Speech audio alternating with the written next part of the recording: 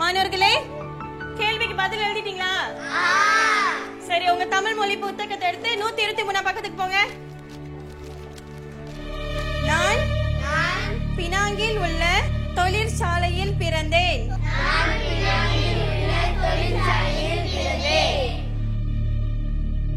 நான் கருமை நிறத்தில் இருப்பேன்.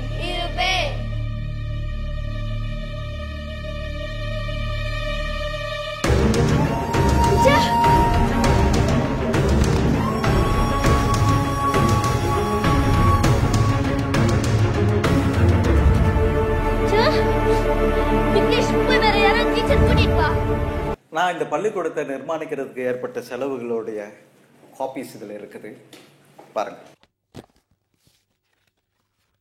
இதுல நீங்க 3ல் 2 பங்கு கொடுத்தாவே போதும். மீதம் 1 பங்கு என்னுடைய நன்கொடையா உங்க அறவாரியத்துக்கு இருந்துட்டு போட்டுமே. இந்த நாட்டில் பிறந்து வளர்ந்ததுக்கு ஏதோ என்னால முடிஞ்சது. நிஜமா சொல்றீங்களா?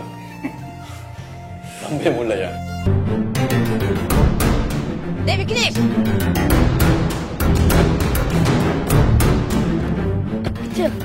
அம்மா, இங்க என்னடா பண்ணிக்கிட்டு இருக்க? இங்க வாடா. இப்ப உங்களுக்கு என்ன வேணும்? எனக்கு என் பிள்ளைதான் வேணும். என்ன திடீர்னு இத்தனை மாசம்